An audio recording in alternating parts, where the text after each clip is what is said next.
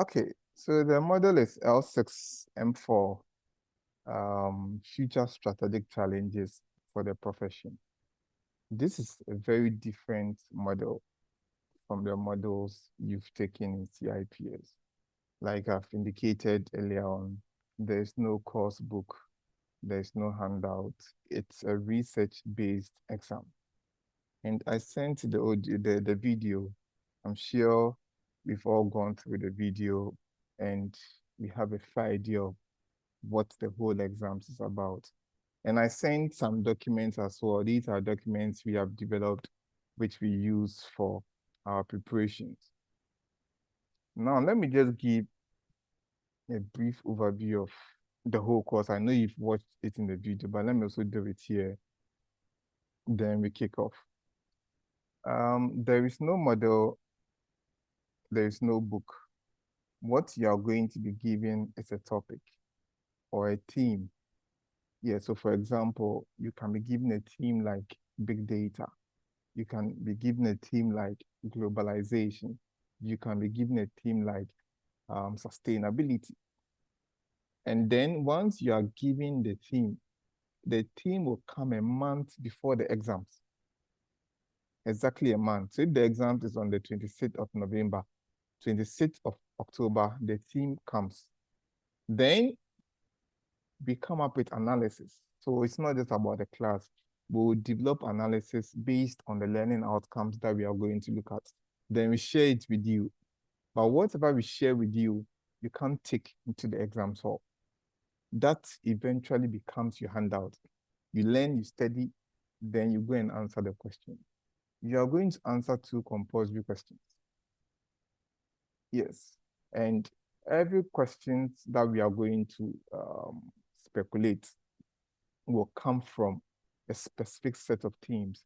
I know because you've gone through CIPS, you all know what learning outcomes are.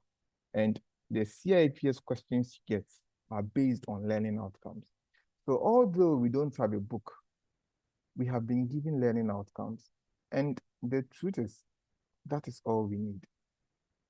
That is all we need. We don't even need any book. So I always tell clients that this is a model that you don't have to do normal learning. Just understand what we are going to do. Just be ready to do a little research. Then you should be fine. Just be creative.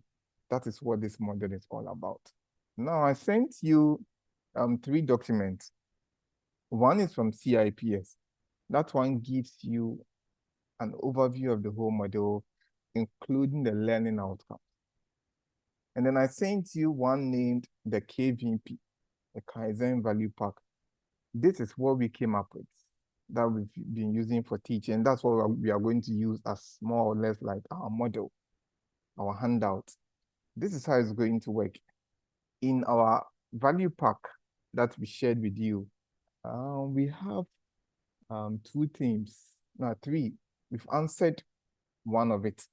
We've answered the one on sustainability. And all these are themes that other people have answered. So these are actual themes that CIPS has released. And we've answered one. We'll discuss it in class. Because you see, before your team comes, you need to understand what the exams is all about. So that when I finally give you our analysis, you know what you want to do with it. You know what you have to do with it. It's not enough saying that, oh, because we are going to give you analysis, it's enough. No. Because even when your team is released, and then we are coming up with the analysis, because we have gone through everything, you could also be doing your own research, putting points together. When we meet for the review and revision, we share ideas. Now, in the Kaizen Value Pack, sustainability has been answered. Aside that, and I'm sharing my screen, aside that, we have 2 other themes from CIPS called the Sample Test 1, Sample Test 2. These are not assignments. No, they are not assignments. But like I indicated, it's a research-based exam. So whenever we finish a particular learning outcome in class, what we do is I ask you politely during the week, try and answer question 1 for the sample test 1. That is for globalization. And do the same thing for question 1 under the sample test 2. That is big data. And the reason we've taken this approach is that we are so keen on you understanding how to apply the team to the learning outcomes before your team comes in October. Yes, and because since 2021 that we started teaching this model, I think almost over 40 clients have been taking this model, and we've only had 3 fails. And even with those ones, they retook it the next time and then they got it. So this model has a very good pass rate. And it's because you don't have to really learn anything. So my people, this is the plan. So that is how we are going to do it. And it really works better when you are involved. Because left to me, if you ask me, I can see everything I need to say, but it's not the best. Given that maybe what I'm thinking is different from what you are thinking, what another person is thinking is also very different. So even though you're on mute, please do not hesitate to unmute, bring out your point, and then you can mute back. So this is what we are going to do. Now, before we start what we have to do, you need to understand the learning outcomes. We don't have any book, but we actually don't need any book. If you go back to any of the CIPS models you have, when you go to the preliminary pages where you have the table of content, you see learning outcomes there. The learning outcomes are what determines how CIPS is going to ask their question. So when you understand the learning outcomes, you're able to come up with likely questions. And that is how come we are able to come up with the analysis. Because the analysis we are going to give you, they are not the actual question. But because we have the learning outcomes, I'm able to tell that, okay, if this is your team, you could get a question like this, not the exact wording, but like this. So all we need now is the learning outcome, and we have it. And I forgot one thing too. You know that if you've taken any of the CIPS exams recently, okay, you know that CIPS doesn't really give you past questions like it used to be. But we've had clients over the past 2 years who have been able to get us the actual CIPS question for this model. We have for 2 settings. And that is what we'll do. So after we are done with everything and you now understand what the whole exam is about, then we'll do this in class as well. We would attempt to answer the actual CIPS question. And at this point, the value would be more because you understand every single thing about it. Any theme I give you, you'll be able to apply to the learning outcome. So these are the ones we'll be looking at. But once we start, you could attempt them on your own. See how well you can apply the learning outcomes to the team.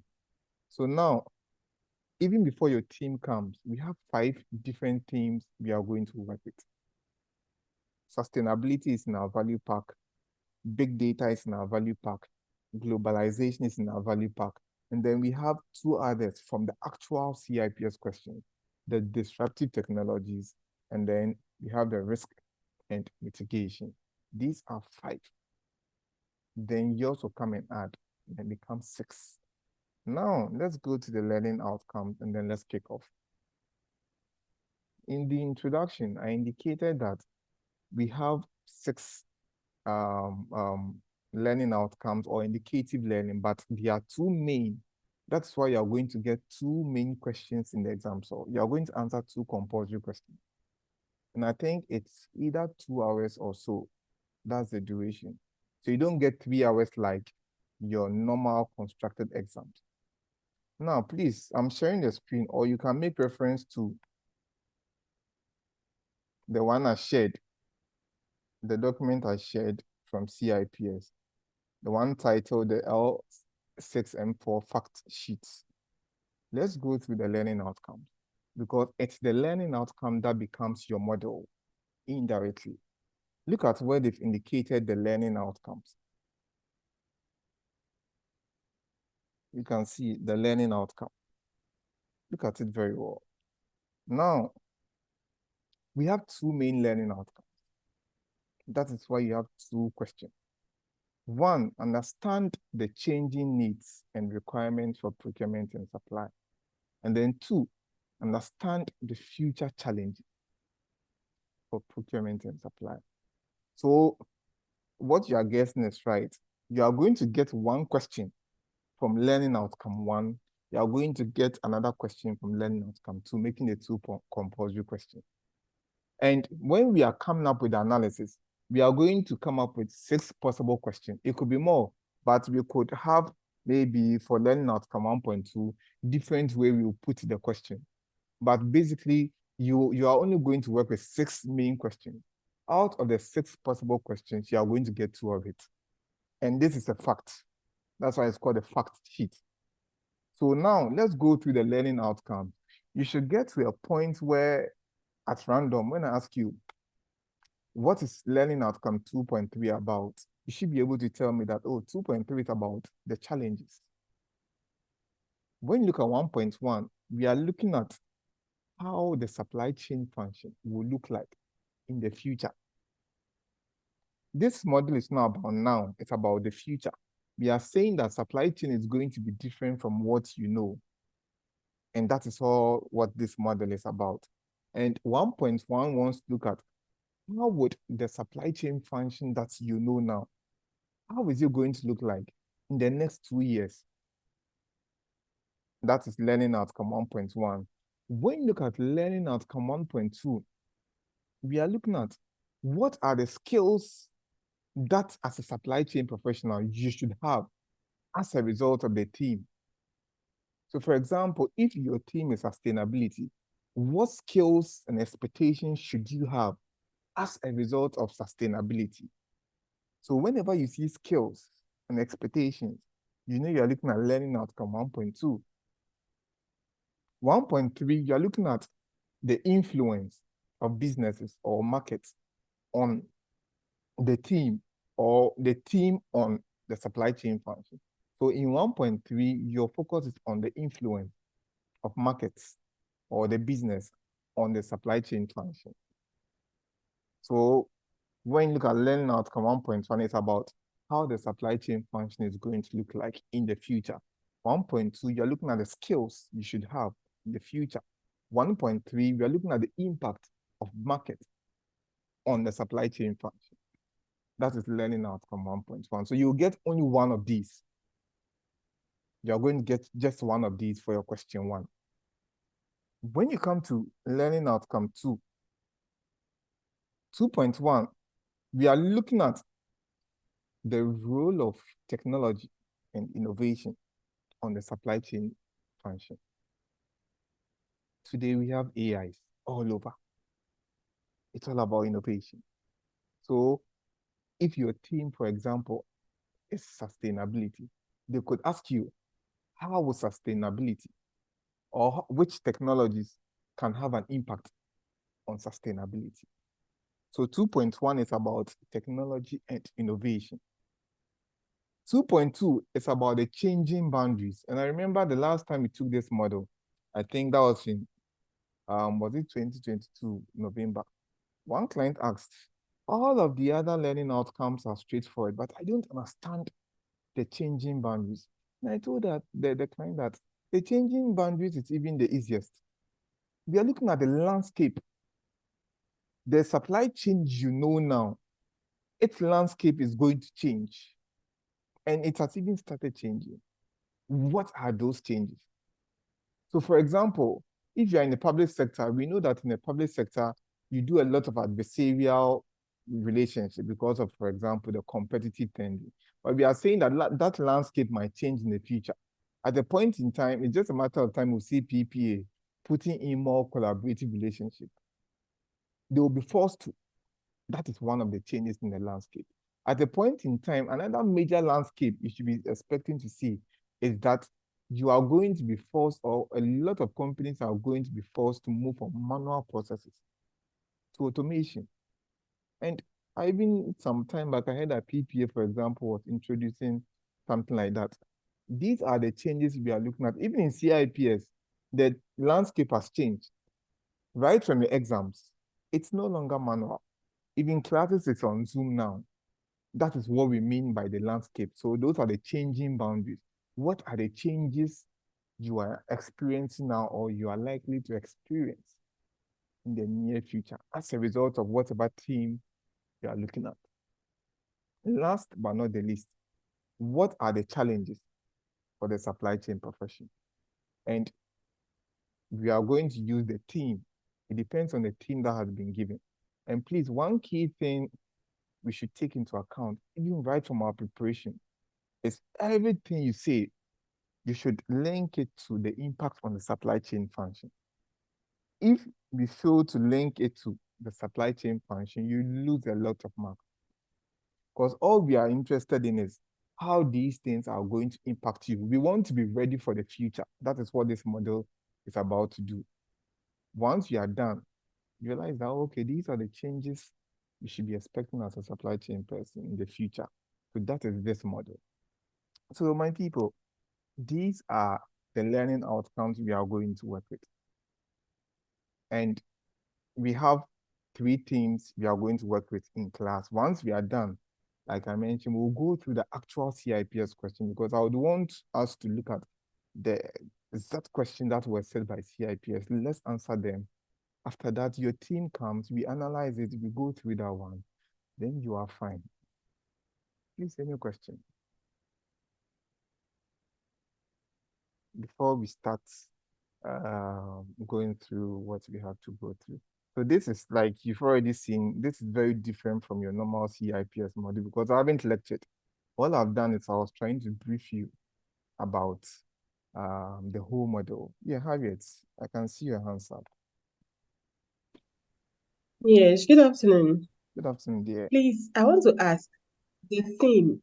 Are we going to get individual themes or based on, let's say, the batch of people taking this course, we get one theme and we'll all work around it? Okay, great. It's going to be one theme. So it's one theme for all of us. Okay, so that's why once your theme is released, we'll come up with the analysis, we share with all of you, and then we go through it. So it's one theme for that particular batch. So for all those writing in November 2023, it's just one theme. It's just one theme. So it makes the work a little easier. Okay, Steven. Yes, dear. So this one looks like improving, right? But Kind in a of. different way. Okay. By improving, you are allowed to take any book you want inside the exam. So, but this one, whatever analysis we give you, you have to learn it, understand it, and then go and write. Okay. And that's why for us, understanding it is key because you will not take anything you have there. You need to go and reproduce it. Yes, please. Okay. Thank you. You're welcome.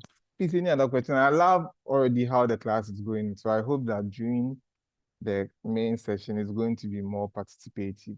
It makes it more livelier. So please, any other question before we go? Okay, so there are no other questions. So let me go over our plan again. So please, for now, our main document we are going to use is the Kaizen Value Pack, the L6M4. That is what we are going to use for now. And we have 3 themes here, and this is the plan again. We'll look at the one we have answered, the one on sustainability. We'll look at it in class, we'll discuss it, we'll share ideas. When we are done, then you take sample test 1, sample test 2. It is not an assignment, please. You're not supposed to go and write and submit. You are just supposed to go and research. Do more research. Okay, this is it. You can even share amongst yourself. Okay, what do you think? What are the future skills we need as a result of big data? Then you put your points down with justifications. When we come to class the next week, we discuss those 2. I don't want to call it assignment, but assignment. Then we discuss it. Once we are all okay, then we take the next learning outcome. So we'll do that for all the learning outcomes. Once we are done, then we also move on to the actual CIPS question. And we are doing all these things because you are not going to take it into the exam. So it's a closed book. And understanding is key here. Because no matter how good the analysis I give it to you is, if you don't understand what it is, it can't work for you. So let's go back to our value pack and let's look at the theme sustainability. And let's look at the questions we've set. And you'll be wondering, how did we set these questions? It's very simple. It's because we have the learning outcome. Like I emphasized earlier on, once we have the learning outcome, be able to couch questions, not the exact question that you are going to get, but be able to tell how it's going to be framed or around what it's going to be framed. So let's look at the question 1. And if you've looked at the value pack very well, okay, you'd realize that there is no learning outcome 1.1. We begin with learning outcome 1.2. There is a reason. I'll explain the reason once we are done with all the other learning outcomes. So for now, we are starting with learning outcome 1.2. And just offer, let me just put you to the side. What is learning outcome 1.2 about? Who can tell me? What is it? I just need one word. Whenever you hear learning outcome 1.2, what comes to mind? There's one main thing that comes to mind. Skills. The skills. That is where you should get to. So that once you get to the exam, so when you see skills, you know, okay, we are looking at learning outcome 1.2. So we are going to look at the skills. That is the main key thing here. The wording of the question doesn't matter now. So let's go through. So question 1, and it's coming from learning outcome 1.2. Discuss the impacts of sustainability on the future skills and expectations placed on strategic procurement and supply chain leaders. And the theme is sustainability.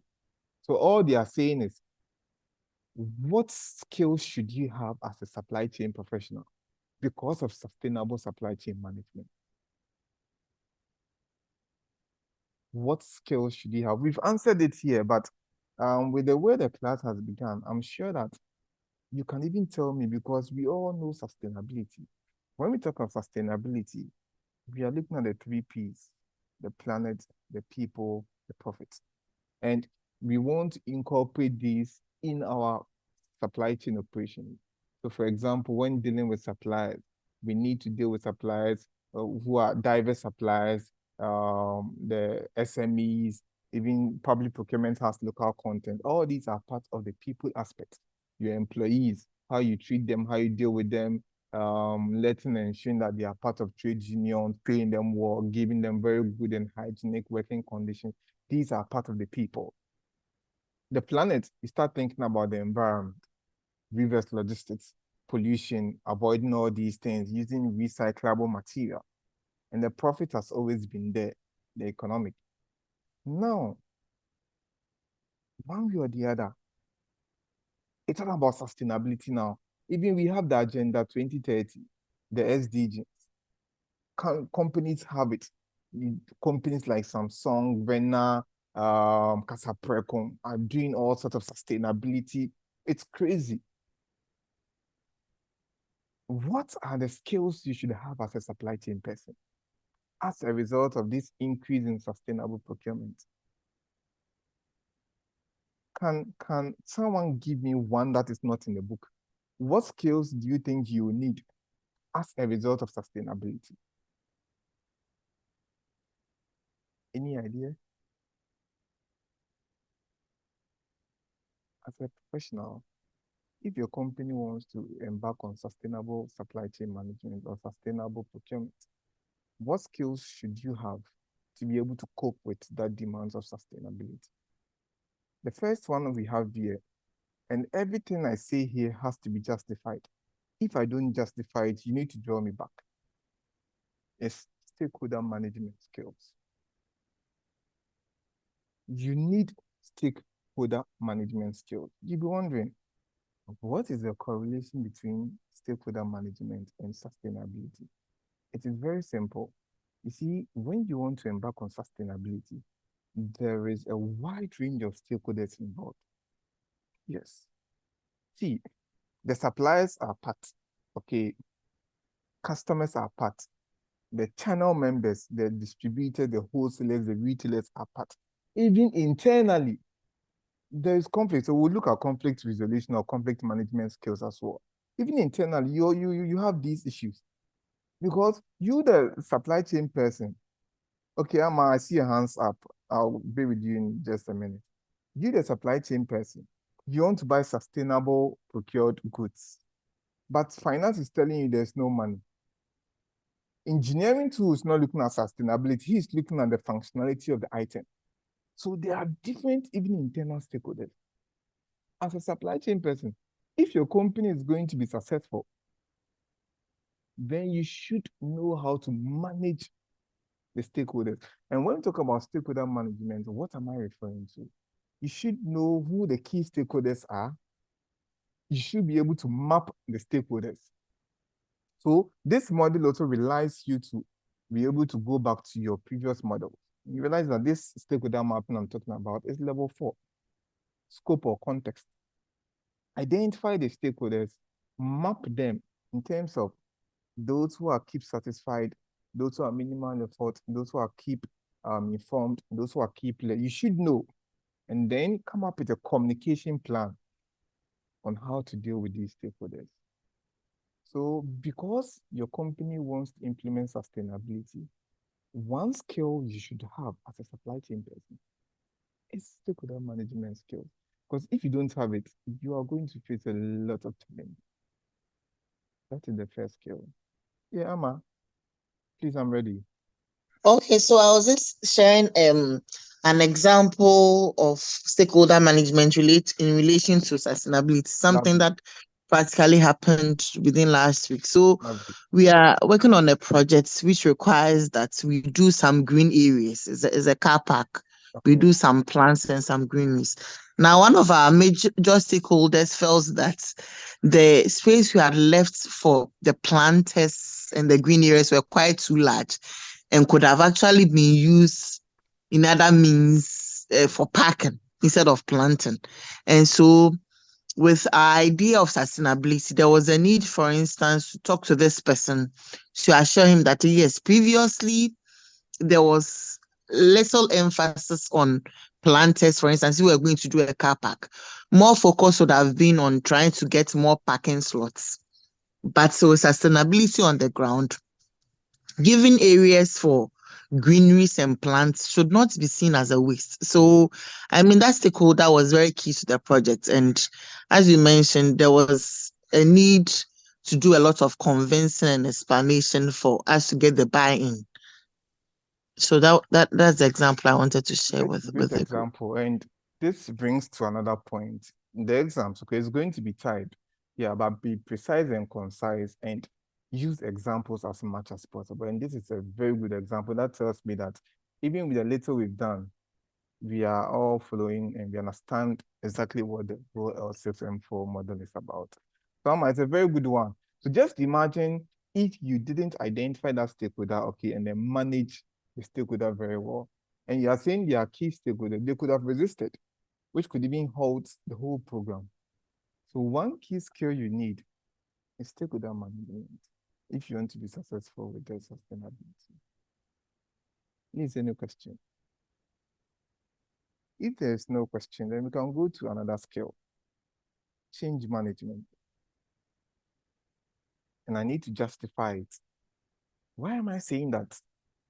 If your company wants to implement sustainability, you need change management skill. Does it really matter? It does. The reason is to see when a company wants to implement sustainability, it comes with major changes. I know most of you, your companies have one way or the other gone in such direction, and the changes are enormous.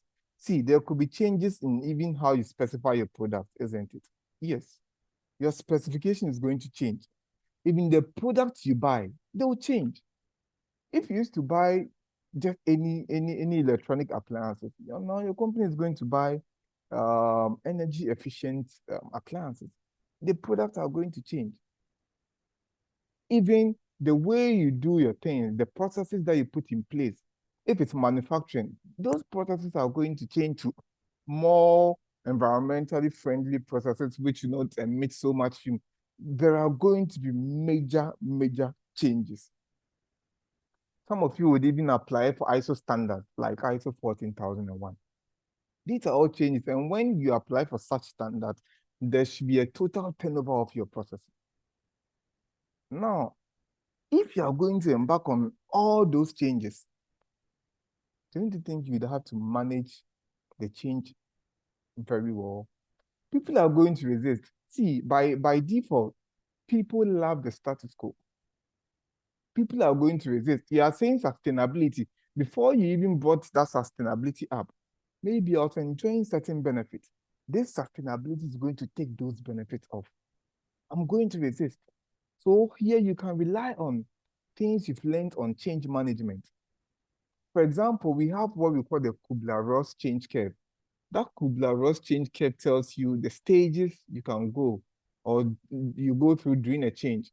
So for example, there is the denial, then you go to, after the denial, you go to, I've forgotten the stages, but they are in stages. So you need to know, you need to have such a skill as a supply chain person to be able to manage the change. Even you should also understand resistance to change. What are the causes of resistance to change? How do you manage and solve resistance to change? You can even make use of maybe a very good change model, like the plan change model. You remember this one, the unfreeze, change, and refreeze by Kurt Lewin. These are the things you should know, because if you don't have it, you are going to struggle with the changes that have to be implemented as a supply chain professional. So you realize that whenever I take the skill, I link it to the team, and then I link it to supply chain as much as possible.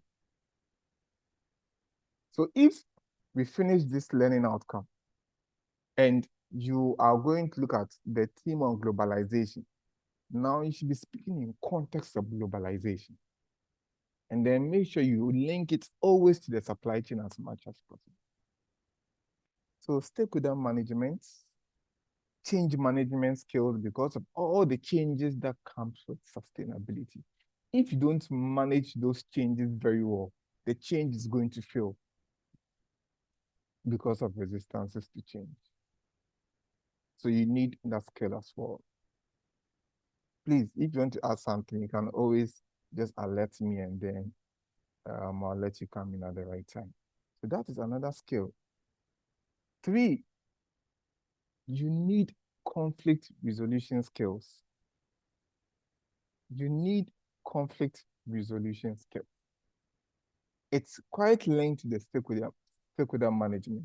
You see, when you talk about sustainability, okay, one thing pops up, different interests, different views, different needs. Let me create a classical example. When you go for cross-functional meeting and your company wants to buy something, the different functions, and here I'm even talking about the internal stakeholder, the different functions in the company have different needs that they want to achieve. It's you, the supply chain professional, who's probably talking about sustainability. And let's include sustainability into our specification. Let's buy items that have been sustainably produced with recyclable materials that they didn't destroy the environment. Let's use or buy items that the suppliers who produce those items pay their people, or you are the one thinking about that. See, in reality, the finance manager might not be thinking about that too. And you face these things on a daily basis. The finance man is thinking about cost. Yes, Amma, we have heard you, but the price you're mentioning for sustainability things, they are too high, and it's true, they are very expensive in the short term. We don't have that money. Go for lower ones. You face these things every day. Conflict. Marketing will tell you that, see, Charlie, you are speaking jargon. Stop talking about sustainability. The customers say they want to buy ABC. You're also telling us that we should do this. When we bring this in, the customers will not buy. Let's produce what customers will buy. Conflict. Engineering is telling you that, Charlie, forget that school plenty things you are saying sustainability. We are looking at functionality. You're also saying sustainability. Do you see the conflict? Even with you and the supplier, there is a conflict. See, the supplier would want to charge a price which allows him to cover for his overheads, cover for all the costs of production, and make a healthy profit. That might also conflict with your need to still pay lower prices. Yes, as a buyer, no matter what, you still want to pay lower prices. Conflict. So now, because of one sustainability you proposed, there's conflict everywhere. You need to understand conflict management to solve this conflict. That is where your conflict management stuff you've learned in managing teams, L5M1, or in leadership, those who have taken it, comes in here. You need to understand the sources of conflict. There are so many sources of conflict. Why are people coming up with different views? And even once you understand and identify these sources of conflict, how do I manage those conflicts?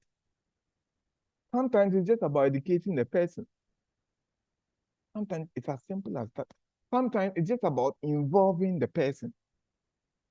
Sometimes you impose and force the people where you think you have the power.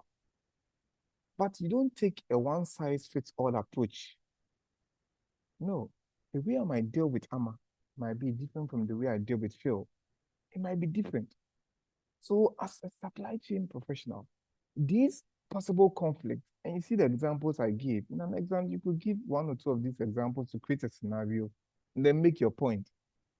You have to get such conflict management skills to be able to manage these conflicts.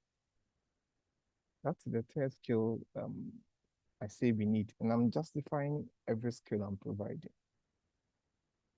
The fourth one is market development skills. When I say market development, I'm talking about market research. See, when you do sustainability, sustainability should be incorporated into your specification. Yes, the goods you are buying should be produced with energy efficient materials, environmentally friendly materials. It should be there. So your specification is going to change. As a buyer, you don't buy without doing research. So if you don't know how to do research, and we mean proper research, do you even know how to apply the steepled?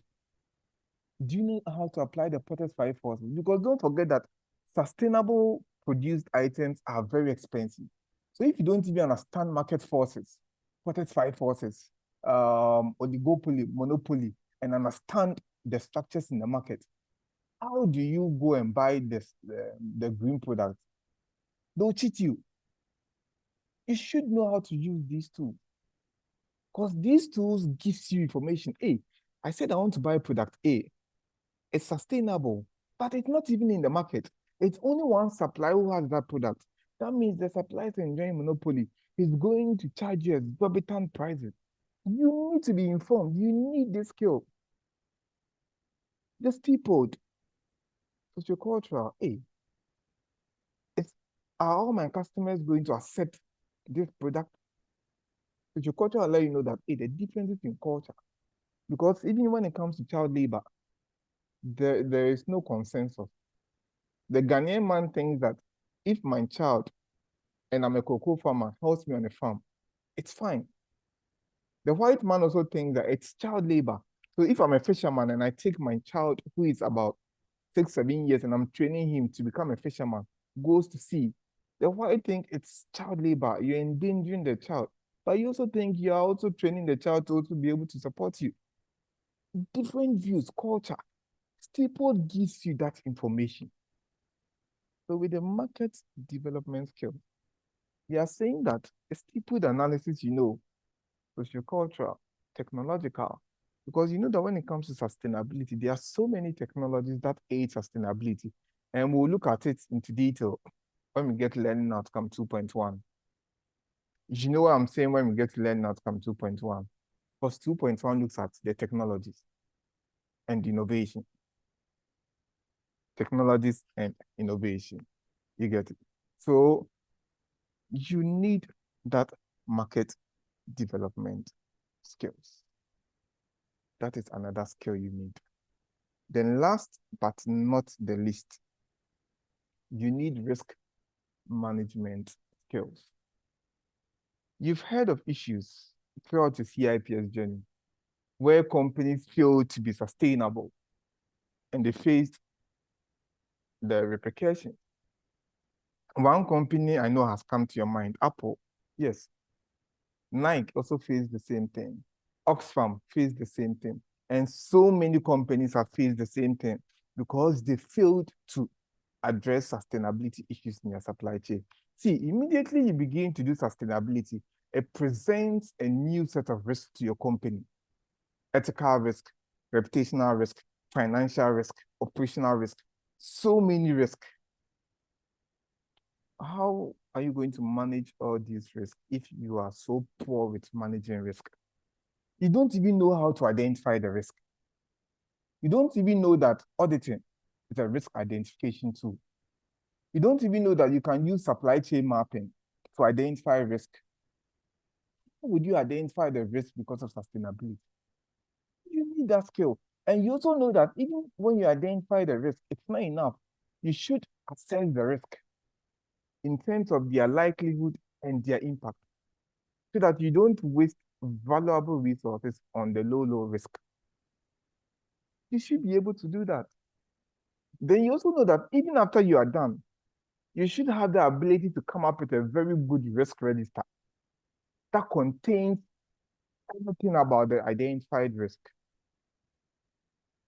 You should be able to do that.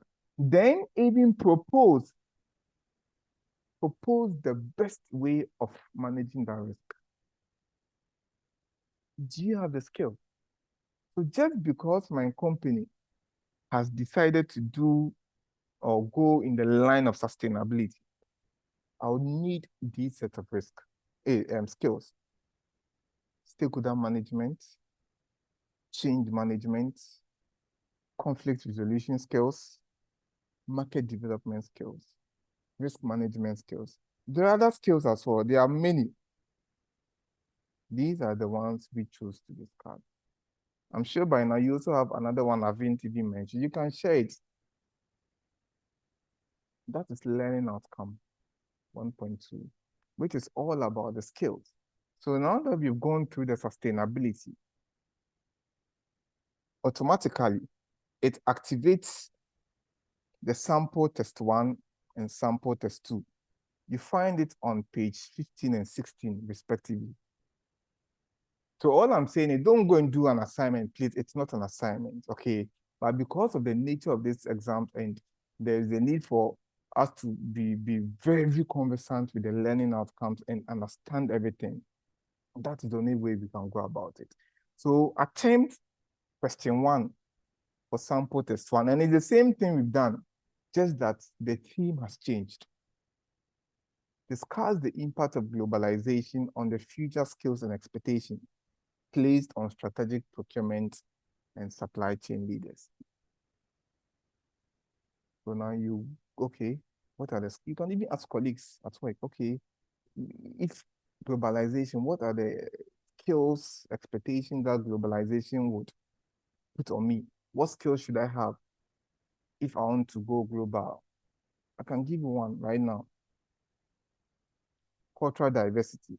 You can't be doing global sourcing and then you don't understand cultural diversity or diversity because we are different. You need negotiation skills. You need legal skills.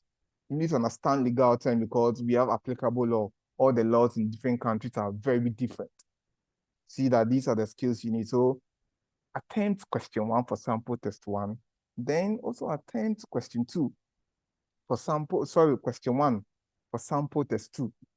Still the same question, but the theme has changed again. Globalization and now big data analytics.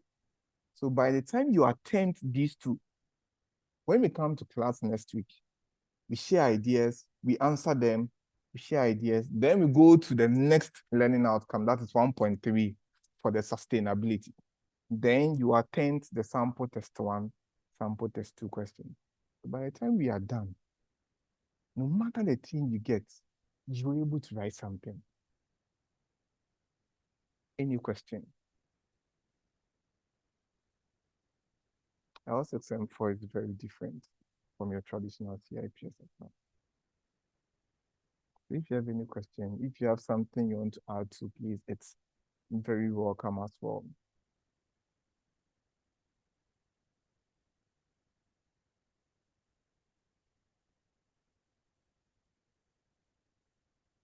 So do I take it that we are all okay? We are all okay. And you assure me that I don't want you to answer the question, but you assure me that you would attempt it, put your points down, and just you should be able to justify the points you put down. Someone might be saying, but I don't know what big data is. Then I'll just tell you that, and that is why the exams is a research-based exams. So before you even start doing anything on big data, you'd want to go to Google. What is big data? Oh, now we have a lot of AIs. You can use ChatGPT. You can use Claude. We have Perplexity. You can use Google Bard. You can use Microsoft Bing. All these are AI which are available. You can also make use of. Just go to any of these. Okay, please. What is big data in its simplest form? It will explain what big data is for you. Okay, now I understand big data. Then you begin to now answer the question. So make use of these AIs because they are there. They can be very useful for our preparation as well.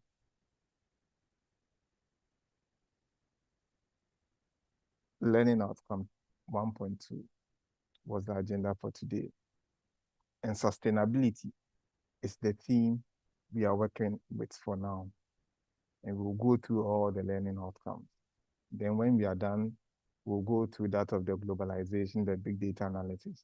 Then we attempt the actual CIPS question. Then we are with your team. We come up with the analysis. Then you'll be good to go. If there are no questions, if there are no recommendations, I thank you for the time, and we'll meet same time, God willing, next week, Saturday, 11:55. The platform will be live. Then we kick off.